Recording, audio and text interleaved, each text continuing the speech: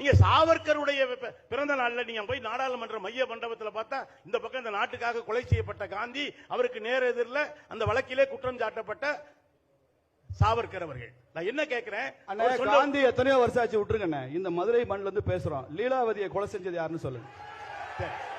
லீலாவதி கொலை வழக்குல, லீலாவதி கொலை வழக்குல முதன்மை குற்றவாளிகள் குற்றம் சாட்டப்பட்டவங்க எல்லாம் எந்த அரசியல் இயக்கத்தை சார்ந்தவர்கள் என்பது உங்களுக்கு நல்லா தெரியும்.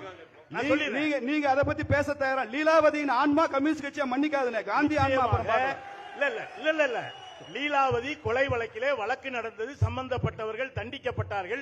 அதே போல அதுல ஒண்ணும் மாற்று கருத்தே கிடையாது.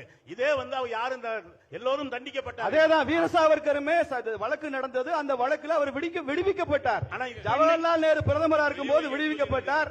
Accuse number 4 Veer Savarkar. he was acquitted from the case. Red fort trial படிச்சு பாருங்க. வீர சாவர்கர் விடுதலை செஞ்சாங்க. நான் சொல்றேன், நான் கேக்குறேங்க, தமிழ்நாட்டுல NS கிருஷ்ணன் மேல கொலை வழக்கு இருந்ததுங்க. சரி, தியாகராஜ பகதூர் மேல கொலை வழக்கு இருந்தாருங்க. ஐயா மரியாதைக்குரிய பசும்பொன் தேவர் மேல பொய்யான குற்றச்சாட்டு, கொலை குற்றச்சாட்டு போட்டாங்க. இதெல்லாம் அரசியல்ல பழிவாங்குவதற்கு எதிரிகள் மீது கொலை குற்றம் சாட்டுவது என்பதும் அதிலிருந்து அவர்கள் விடுதலையாகி வருவது என்பதும் வரலாறு. நீங்க அதுலயே சாவர்கருக்கு மாத்திர குறிப்பிட்டு சொல்றீங்க. இப்போவாவது கம்யூனிஸ்டுகளுக்கு காந்தி மேல இவ்வளவு பக்தி வந்தது நினைச்சு நான் ரொம்ப பாராட்டுறேன். ஆனா நாங்கள் காந்தியை விமர்சித்திருக்கிறோம். ஆனால் எங்களுக்கு பிடிக்காதவர்களை கொலை செய்கிற பழக்கம் கம்யூனிஸ்டுகளுக்கு ஒருபோதும் இல்லை. காந்தியோடு எங்களுக்கு முரண்பாடு உண்டு. நான் ஒன்ன சொல்லி முடிக்கிறேன். கேரள வரலாறு இருக்கு.